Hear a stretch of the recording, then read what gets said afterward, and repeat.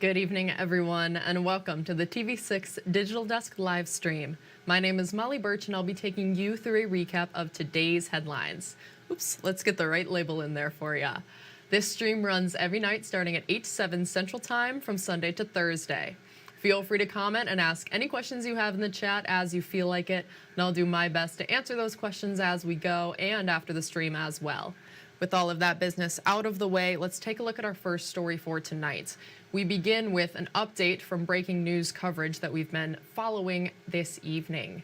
Police have given the all clear after a major police presence at the Marquette Alger Educational Resources Service Agency. We just learned from Marisa that no viable threat was identified after an intruder alarm sounded at the school.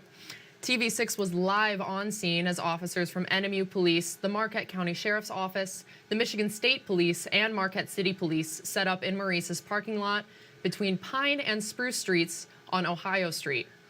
The all clear came shortly after 6 o'clock, and we're still working to get details from law enforcement. An officer on scene tells TV6 there was a system error with the alarm system. A K-9 unit was also reported on scene along with armed officers. TV6 has asked Marisa for more information about the alarm system, and you can find a statement from Marisa on our website.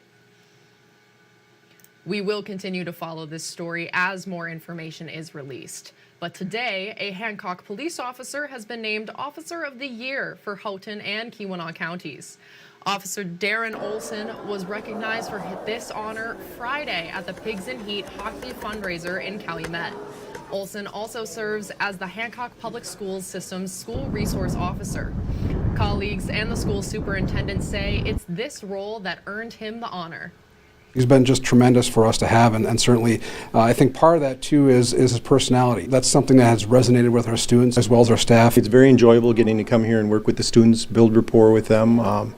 It's a lot of fun. You come to work smiling, you go home smiling usually. There's a lot of fun students here that do, great things. Olson is closing in on a year of being in his new position, which he started last March. And Eagle Mine is offering on-site interviews during a job fair on Thursday. Eagle Mine, SGS Labs, and MJ Van Dam will all be there. In April, Eagle Mine will be taking over a mining contract, so it will be recruiting for roles that they haven't hired before. Many positions will be for underground mining, but there will be some mechanical and electrical maintenance positions available. Eagle Mine representative says this is a great opportunity for anyone looking for something new. I just think it's a great opportunity for people who are interested in mining or are interested in looking for a new career to come on down here about the roles that we have. And just see if it's something they would be interested in. We do provide training, so for a lot of the roles, there is no previous experience required. The job fair is from 10 in the morning to 6 in the evening at the Ramada Inn this Thursday. And Ishpeming organizations are coming together to support the development of a skate park.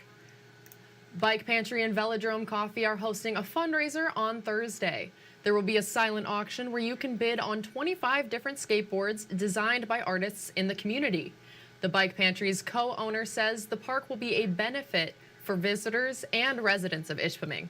There's plenty of mountain bike trails, a ton of really cool things to do, but skateboarders kind of get pushed to using streets and sidewalks and other things that they might not be welcome to.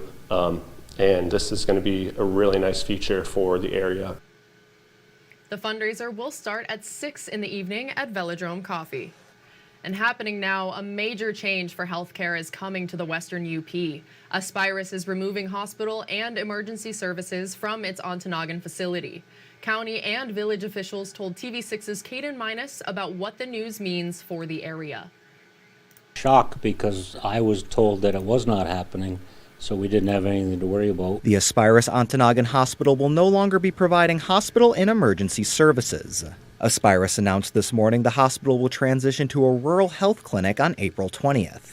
The clinic will provide primary care, same-day access, core laboratory services, imaging services, physical, occupational, and speech therapy, retail pharmacy services, and specialty outreach. Rantola raises concerns about where Ontonagon County residents will be able to receive emergency care. I know that for sure they're going to have to travel for some of their health care. My understanding is they're going to keep the clinic open, but that will be Monday through Friday. So what happens when you get hurt in the afternoon or weekends? Ontonagon Village Manager William DuPont says he's concerned about the economic impact this change will have. They had a mill that left, we had a mine that closed, now the mine's flirting with coming back, but now you have a hospital that's going to downsize. My first thought is the jobs.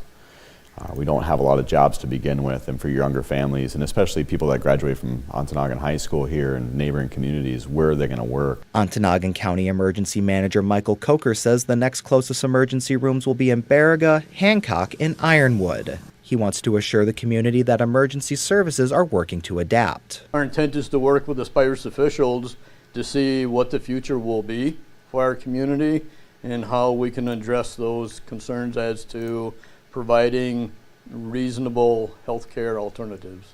We will keep you updated on this story. In the meantime, Aspirus says it will also be spending $30 million on renovations and the expansion of its hospital in Laurium. Caden Minus, TV6 News, Ontonagon. Thank you, Caden. Aspirus declined our interview request today for this story. And earlier today, the Peter White Public Library hosted a discussion focused on artificial intelligence. Michael Sauer from Northern Michigan University's Cybersecurity Department explored the influence AI has today. He touched on how long AI has been around, different ways you can recognize it, and ways to stay safe online. The library communications coordinator says with it being an election year, it's even more important that people know what they're reading and that it is the truth. With the popularity of AI, it's becoming more and more difficult to find the facts versus the fiction. So we just want to prepare everybody. We want to give them the tools. We want them to be successful and making great decisions all year long and beyond. Tomorrow evening, there will be a Media Smart film showing at 6:30 in the PWPL Community Room. And artists can now submit proposals for an immersive installation within the Rosewood Walkway in downtown Marquette. The Marquette Downtown Development Authority is partnering with the Marquette Public Arts Commission and VAST to bring back the Art Week installation. Installations in the past have featured butterflies, lanterns, and umbrellas. However, Marquette DDA representative says they had to replace the old trees with young ones, so this year the installations won't be able to hang. Thankfully, we already have a few that have come in, that are looking great, that are going to take place specifically on the ground, but still kind of coincide with the theme this year for Art Week, which is grow. So that's one of the specifications that we have, is that it falls in line with the theme of this year for Art Week, and also just doesn't hang from the trees. Proposals must be received by March 31st at 5 in the evening to be considered. And that's all the stories we have for you tonight. Be sure to tune in tomorrow night where I'll be here in the same place at the same time. That's 8/7 Central Time with a recap of tomorrow's headlines. Don't forget you can find us streaming on Facebook or YouTube, whichever platform you'd prefer. And if you have a story idea you think we should report on, feel free to contact us at any time. These are a few easy ways to get a hold of both myself and others in the newsroom. And again, you can contact us at any time. We would love to hear from you and what's happening in your community. Thank you all again for joining me live at the TV6 Digital Desk. Have a great rest of your night.